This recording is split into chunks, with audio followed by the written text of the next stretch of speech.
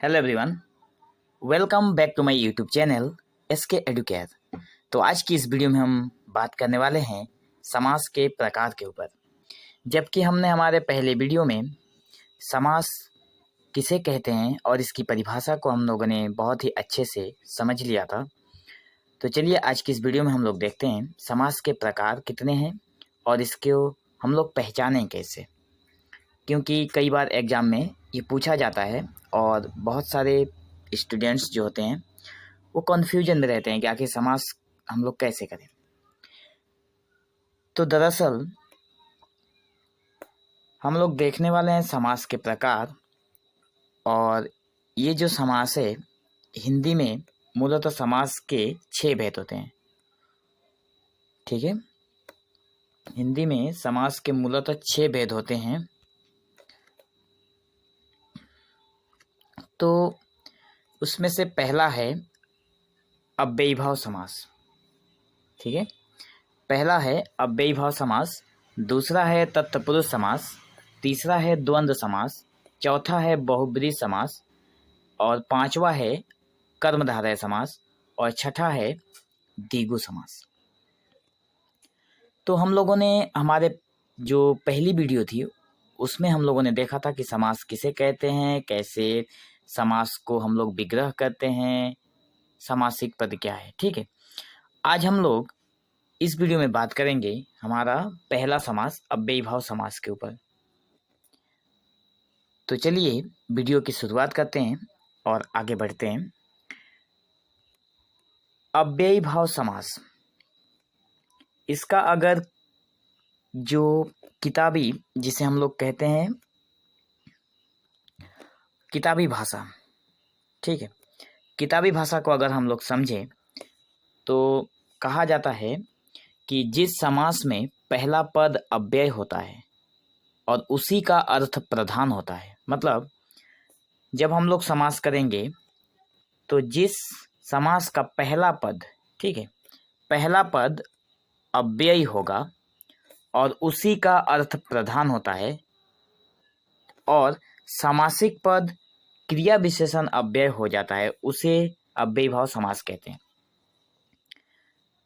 आप में से जो भी लोग इस वीडियो को देख रहे हो, ये लाइन आप लोगों को कुछ भी समझ में नहीं आ रहा है।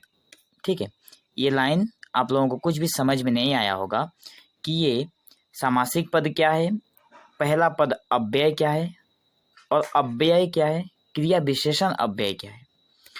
उसके लिए हम थोड़ा और नीचे चलते हैं और देखते हैं कि यहाँ पे देखिए आप लोग, सबसे पहले यहाँ पे अव्यय पद, क्रिया विशेषण अव्यय और एक शब्द हमें और मिला था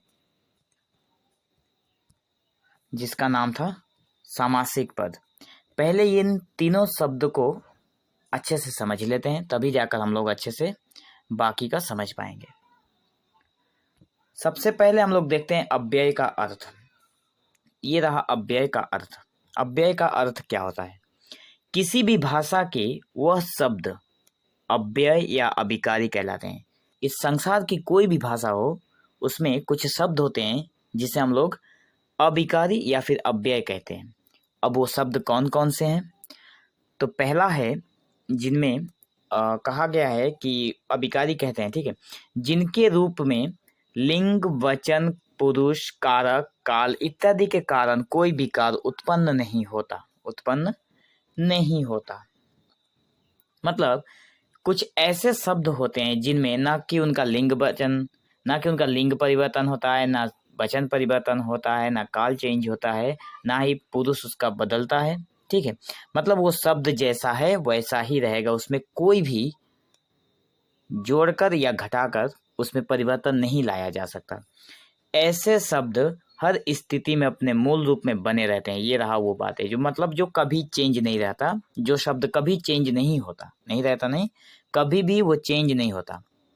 जैसे मैंने लिख दिया बे, अब इस बे शब्द में आप लोग क्या चेंज करेंगे? ठीक है, तो ये बे शब्द जो है ये अव्यय शब्द है। तो जिन शब्दों में कभी भी कोई चेंज नहीं होता उसे हम लोग अव्यय कहते हैं। और अव्यय का शाब्दिक अर्थ है जो व्यय न हो। मतलब व्यय का मतलब होता है जो खर्चा ना हो, खर्च ना हो, खर्चा या फिर खर्च हम लोग बोलते हैं। ठीक है, तो जो खर्च ना हो ये रहा खर्च। अब आप लोग पैसे के हिसाब में जोड़ें तो आप लोगों को अच्छे से समझ में आ जाएगा कि खर्च करना मतलब क्या है। पैसे खर्च करना, समय खर्च करना।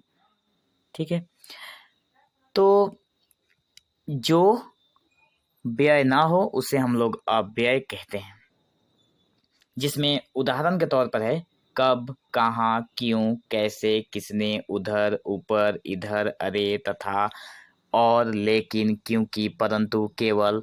ये सारे के सारे जो शब्द हैं ये सब के शब्द अव्यय शब्द हैं, जिसमें से और भी हैं केवल, अतएव, अर्थात, आदि शब्द। आदि मतलब इत्यादि। ठीक है, तो ये सारे के सारे शब्द हैं, ये सभी के सभी अविकारी शब्द हैं या फिर अव्यय शब्द हैं। तो आशा करता हूँ आप लोगों का अव्यय का मतलब समझ में आ गया होगा। ठीक है, जब अव्यय का मतलब समझ में आ गया है तो थोड़ा आगे बढ़ते हैं और देखते हैं कि सामासिक पद क्या है। ठीक है, सामासिक पद किसे कहते हैं पहले जब हम लोग वो समझेंगे, उसके बाद क्रिया विशेषण समझेंगे, तभी जाके आप लोग अव्यय भाव समास कर पाओगे। सामासिक पद यहाँ पे दिया हुआ है और हम लोगों का नीचे भी दिया हुआ है सामासिक पद। देखो यहाँ पे आप लोग ध्यान से देखिएगा, सामासिक पद किसे कहते हैं, सामासिक पद किसे कहते हैं।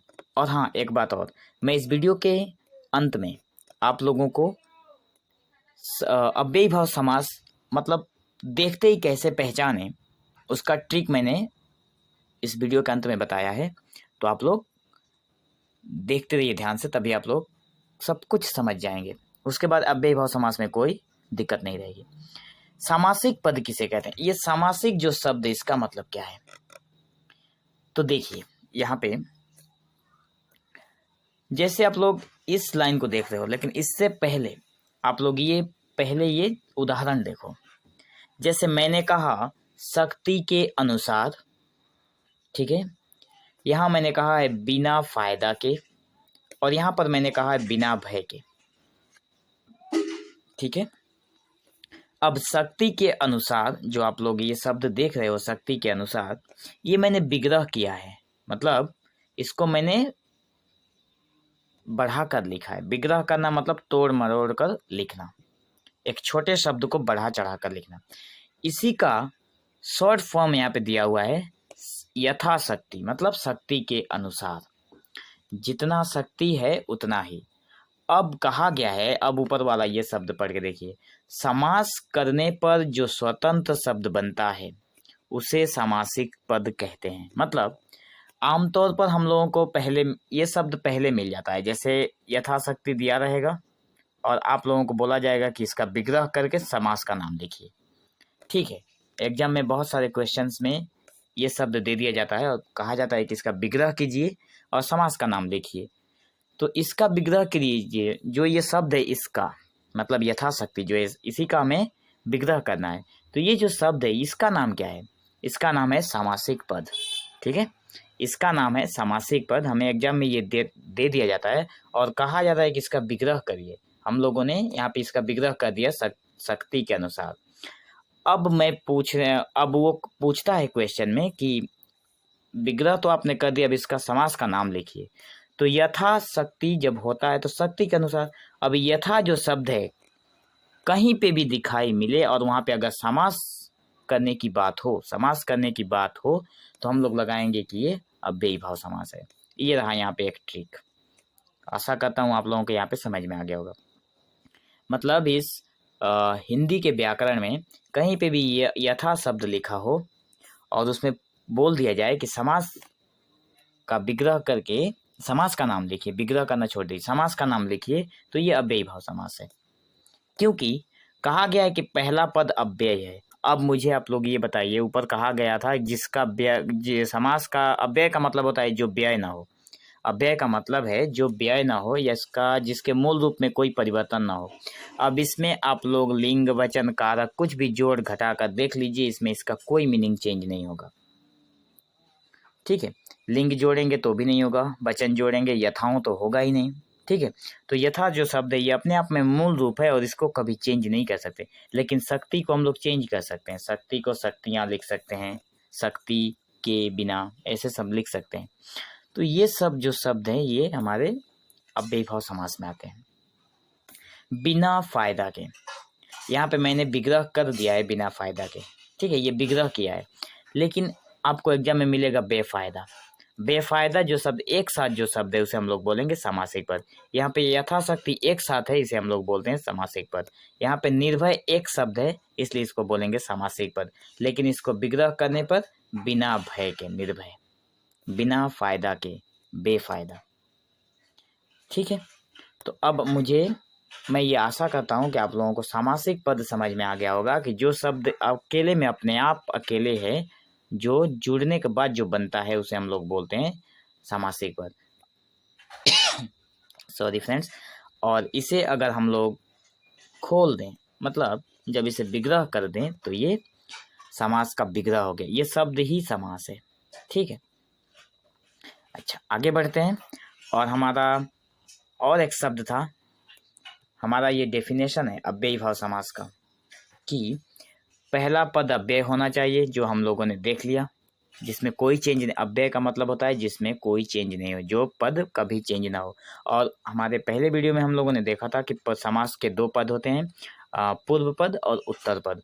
पूर्व पद मतलब प्रथम पद, उत्तर पद मतलब द्वितीय पद। जैसे आप लोगों ने देखा यहाँ पे यथाशक्ति लिखा हुआ था, तो यथाशक्ति जब लिखा हुआ था तो ये यथा जो था इसमें दो शब्द है, एक हो गया यथा और एक हो गया शक्ति। यथा हो गया पूर्व पद, शक्ति हो गया द्वितीय पद या फिर उत्तर पद। आगे बढ़ते हैं और देखते हैं, इसमें कहा गया था सामासिक पद हो गया। अब इसमें कहा गया है क्रिया विशेषण अव्यय हो जाता है, एक शब्द और जोड़ दिया गया है, क्रिया विशेषण अव्यय।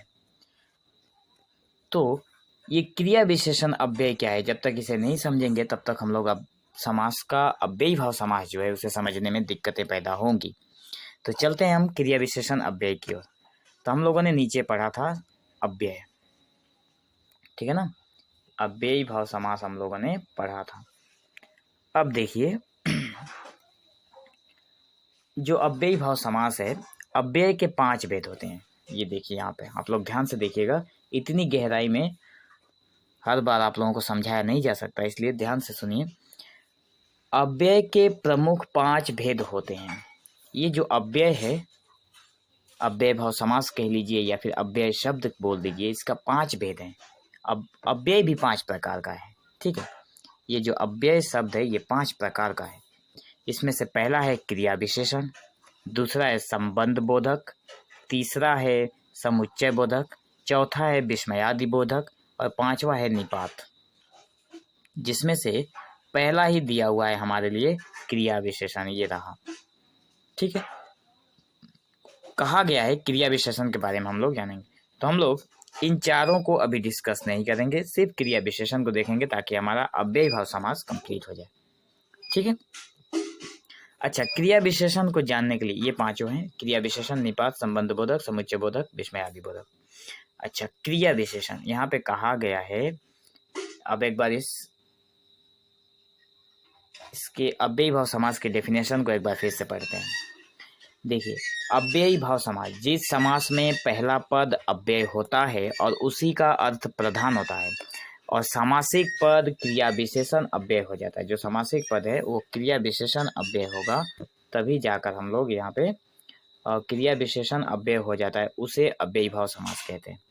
अब हम लोगों ने सामासिक पद समझ लिया कि कोई भी जो समास करने का जो शब्द है वही सामासिक पद है। लेकिन अव्यय शब्द भी हम लोगों ने समझ लिया कि अव्यय मतलब होता है जो व्यय ना हो, मतलब एक ऐसा शब्द जिसमें कोई क्षति नहीं पहुंचाई जा सकती।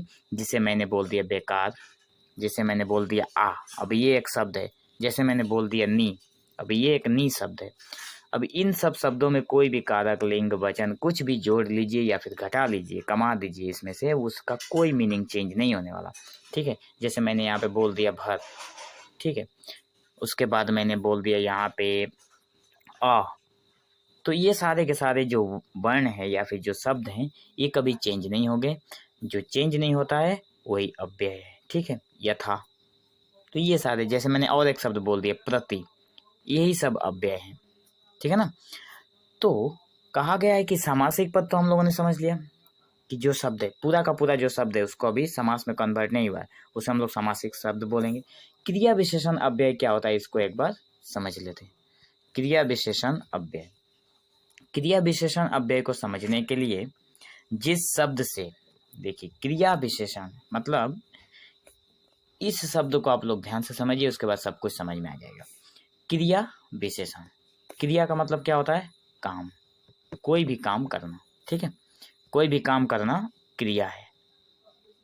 कोई भी काम मैं करूँगा वो क्रिया है। जैसे मैं अभी इस वक्त ये वीडियो बना रहा हूँ तो मैं ये काम कर रहा हूँ, तो ये मेरा क्रिया है, ठीक है। आप लोग अभी के अभी इस वीडियो को देख रहे हो तो ये आप लोगों का काम है, तो ये आपका क्रिया है। अच्छा, विशेषण क्या है? गुण। विशेषण का मतलब होता है गुण, ठीक है। जिस शब्द से, अब इसका डेफिनेशन देख लेते हैं। जिस शब्द से किसी क्रिया की विशेषता का पता चलता है उसे क्रिया विशेषण कहते हैं। ये विशेषण क्रिया से तुरंत पहले के प्रयोग किए जाते हैं। मतलब जैसे कहा गया है कि जिस शब्द से, कोई एक शब्द है जिससे हमें जो क्रिया हो रही है उसकी विशेषता जब बताई जाती है। अब विशेषता का मतलब होता है उसके बारे में जब बताया जाता है, उसे हम लोग क्रिया विशेषण कहते हैं। मैं उदाहरण दिखाता हूँ आप लोगों को और भी जल्दी समझ में आ जाएगा। देखो, इन वाक्यों में केवल क्रिया की विशेषता बताई जाती है। जो क्रिया होती है उसमें सिर्फ क्रिया की विशेषता बताई जाती है। इसमें संज्ञा, सर्वनाम, व्यक्ति आदि की विशेषता नहीं बताई जाती है, बल्कि इनके द्वारा की गई क्रियाओं की विशेषता बताई जाती है। जैसे मैं कहता हूँ, उदाहरण के तौर पर कहा गया है कि इसमें संज्ञा जो है, ना कि संज्ञा का कोई विशेषण बताया जाता है, ना कि सर्वनाम का कोई विशेषण बताया जाता है, और ना ही किसी व्यक्ति का कोई विशेषण बताया जाता है, विशेषता बताई जाती है। किसी भी संज्ञा, सर्वनाम, व्यक्ति या फिर किसी भी चीज़ की विशेषता नहीं बताई जाती, सिर्फ क्रिया की विशेषता बताई जाती है, ठीक है।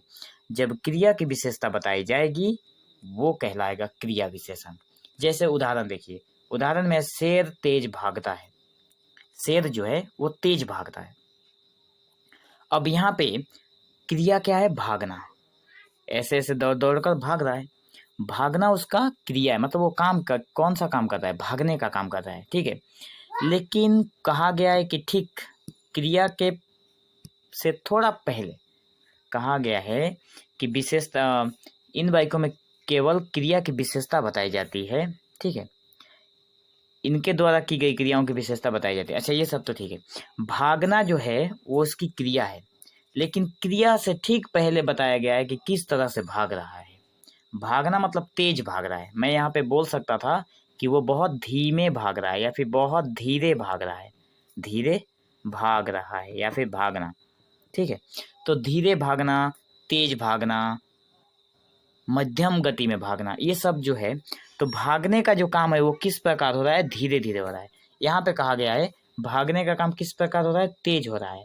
तो ये तो क्रिया है, इसकी विशेषता क्या है? कि वो तेज भाग रहा है। तो तेज शब्द जो है वो हो गया क्रिया विशेषण। समझ में आया? नीचे का लाइन पढ़िए, आप लोगों को समझ में आ जाएगा। ये देखिए, जैसे इस वाक्य में भागना क्रिया है और इस क्रिया की विशेषता तेज के द्वारा बताई गई है। क्रिया की विशेषता किसके द्वारा बताई गई है? तेज के द्वारा, क्योंकि क्रिया जो हो रही है वो कैसे हो रही है? तेज हो रही है, स्पीड में हो रही है, ठीक है, ना कि स्लोली हो रही है, स्पीड में हो रही है। तो इसलिए यह तेज क्रिया विशेषण है। यहाँ पे साफ साफ लिख दिया गया है कि यह, इसलिए यह तेज जो है, ये तेज जो है वो क्रिया विशेषण है। और एक उदाहरण देख लीजिए, स्पष्ट हो जाएगा। मैं वहां नहीं आऊंगा। यहाँ पे क्रिया क्या है? मैं, कभी नहीं, वहां नहीं, नहीं, यहाँ पे आऊंगा, आना, आना क्रिया है। कहा गया है कि मैं वहां नहीं आऊंगा, मतलब मैं नहीं आ सकता। आना यहाँ पे क्रिया है, नहीं आ रहा है फिर भी वो क्रिया है कि वो नहीं आ रहा है। आता तब भी क्रिया है, नहीं आता तब भी क्रिया है। तो नहीं आऊंगा, आऊंगा यहाँ पे क्रिया है। आ भी तो सकता था, तो मैं वहां आऊंगा ऐसे भी तो हो सकता था, पर नहीं है, कोई बात नहीं। मैं वहां नहीं आऊंगा, आऊंगा जो शब्द है वही क्रिया है। अब इसकी विशेषता कौन बता रहा है? वहां पे इसकी विशेषता बता रहा है नहीं। वो क्या करने वाला है? नहीं आने वाला है। इस वाक्य में आना क्रिया है, ध्यान से सुनिए। इस वाक्य में आना शब्द जो है वो क्रिया है। इस क्रिया की विशेषता नहीं के द्वारा बताई गई है। आने का जो काम है वो नहीं कर रहा है, मतलब मैं नहीं आने वाला। उसकी विशेषता क्या है? विशेषता यह है कि वो नहीं आने वाला। तो इसलिए यहाँ पे नहीं जो है वो क्रिया विशेषण है। क्योंकि अगर यहाँ पे मैं दूसरा कुछ उदाहरण लूँ क्रिया विशेषण का, तो जैसे और एक उदाहरण नीचे है, थोड़ा देखिए, ये रहा एक और उदाहरण।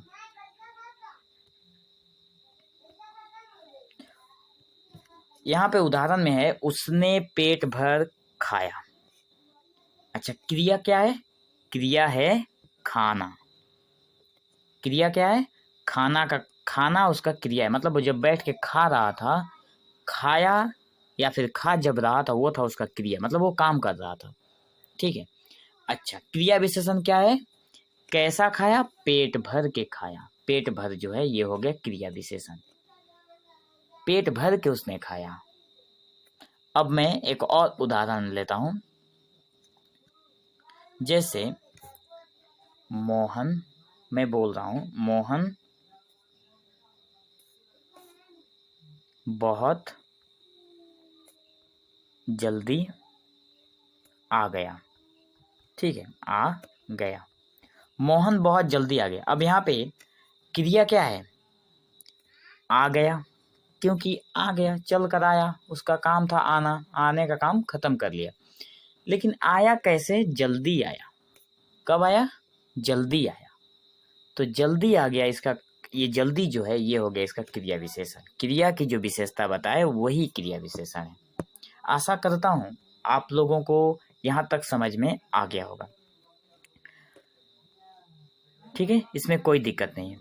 अब मैं आप लोगों को जैसे एक और उदाहरण मैंने लिख कर रखा है कि प्रतिदिन घर घर भीख मांगना ठीक नहीं है। प्रतिदिन घर घर भीख मांगना ठीक नहीं है। यहाँ पे प्रतिदिन जो शब्द है ना, वही है अव्ययीभाव समास। क्योंकि मैंने नीचे देखिए, इस समास को पहचानने के कुछ ट्रिक। एग्जाम में जब समास आता है तो पूछा जाता है कौन सा समास, हम लोग कैसे पहचानेंगे? तो सबसे पहले आप लोग इन शब्दों को देखिए, यथा, बे, आ, प्रति, नी, अ, प्र, अधि, अनु, ये उपसर्ग है और प्रत्यय भी है, लेकिन ये भी अव्ययीभाव समास के अंदर आते हैं। भर, उप, निर, यावत। कहीं भी आप एग्जाम में बैठे हों, कभी भी आपको कोई शब्द ऐसा दिखाई दे जिनके पहले ये वाला अक्षर या फिर शब्द लगा हो, जैसे यहाँ पे प्रतिदिन में लगा है, देखिए प्रति लगा हुआ है, प्रति, यहाँ पे प्रति शब्द में देखिए प्रति में लगा हुआ है। ठीक है ना, थोड़ा नीचे कर दें। हाँ, ये देखिए यहाँ पे प्रति शब्द में लगा हुआ है, प्रति है। अच्छा, यहाँ पे प्रति है, ये अव्ययीभाव समास है। जैसे मैंने अभी कहा था पेट भर, याद है आप लोगों को? पेट भर, ठीक है ना, ये भर शब्द लगा था, पेट भर। अच्छा, यथाशक्ति आप लोगों ने देख लिया। अभी मैंने कहा था बेकार, बेकार। अब ये देखिए कार के साथ बे लगा हुआ है, बे हो गया अव्ययीभाव समास। आ, जैसे मैं उदाहरण दिखा देता हूँ, आजीवन। आजीवन का मतलब क्या है? आजीवन का मतलब है जीवन भर। ये आ शब्द यहाँ पे लगा हुआ है, ये अव्ययीभाव समास है। नी, मैंने कहा था निर्भय, बिना भय के, निर्भय। तो इसका मैंने समास विग्रह जब करूंगा तो क्या लिखूंगा? बिना भय के। आजीवन, प्रति, प्र से प्रत्येक, जैसे मैं कहता हूँ प्र, त, यह एक की मात्रा और क, प्रत्येक। तो ये सारे के सारे जो शब्द हैं ये अव्ययीभाव समास के उदाहरण हैं। और कुछ शब्द भी मैंने लिख के रखे हैं, ये शब्द भी आप लोग अपने कॉपी में नोट डाउन करिए। और ये जो मैंने लिखा है ना, ये very very very very very very important है। एक बार नहीं, मैं इसे 1000 बार वेरी वेरी इंपॉर्टेंट कहूँगा, क्योंकि आप पूरा वीडियो देखिए, लेकिन अंत में आप इन सब को सीख लीजिए, एक बार में बाय हार्ट कर लीजिए सारे के सारे शब्द। और कहीं पे भी आपके एग्जाम में कहीं पे भी आप बैठे हों और ये शब्द मिले और वहाँ पे समास का जिक्र हो, तो आप बेझिझक आप लोग अव्ययीभाव समास लगा दीजिए। जैसे यथाशक्ति, बेशक, आजीवन, हाथों हाथ। एक और शब्द है पुनरुक्ति, आप लोग पुनरुक्ति, पुनरुक्ति, पुनरुक्ति, ठीक है। पुनरुक्ति, यहाँ पे दंत्य न, पुनरुक्ति एक ऐसा शब्द है, पुनरुक्ति भी एक शब्द है जो कि अव्ययी भाव समास के अंदर आता है, जिसका मतलब हम कैसे समझ, जैसे ये शब्द देखिए, जैसे ये देखिए हाथों हाथ, मतलब एक ही शब्द दो बार यूज होगा। जैसे मैं कहता हूँ पास पास, पास पास, ठीक है। पास पास में अगर हम लोग शब्द को देखें तो इसमें हम लोगों को मिलेगा अव्ययी भाव समास। आप लोग इस बात को ध्यान में रखिएगा। और हाथों हाथ, तड़ातड़, ये भी पुनरुक्ति है। हर घड़ी, अनजाने, प्रतिदिन, प्रत्येक, यहाँ पे हर एक शब्द मिल रहा है आपको। ये देखिए, अनजाने में अ है, ये रहा, मैंने अ लिखा था, अ है। प्रतिदिन में प्रति है, उसके बाद प्रत्येक में ये रहा, प्र है। उसके बाद हर घड़ी में, हर यहाँ पे नहीं लिखा है, आप लोग लिख लीजिएगा, हर। उसके बाद तड़ातड़ में ये पुनरुक्ति है, ठीक है। और ये हाथों हाथ है, ये आजीवन है। ये देखिए, इसमें आ है, इसमें यहाँ पे आ है। बेशक में ये बे है, यथाशक्ति में यथा है। तो ये सारे के सारे शब्द जो भी हैं, ये सभी के सभी समास, अव्ययी भाव समास हैं, ठीक है। तो आज की वीडियो में बस इतना ही। आशा करता हूँ आप लोगों को अव्ययी भाव समास बहुत अच्छे से समझ में आया होगा। क्रिया विशेषण होता है जिसमें जो क्रिया की विशेषता बताई जाती है। और आगे के जो हमारा नेक्स्ट वीडियो होगा वो हम लोग बात करेंगे तत्पुरुष समास के ऊपर, और बाकी का द्वंद्व, और ये सब मतलब जो भी है, द्वंद्व समास, बहुब्रीहि समास, कर्मधारय समास, द्विगु समास, डिटेल्स में थोड़ा पढ़ेंगे ताकि आगे चलकर कोई दिक्कत ना है।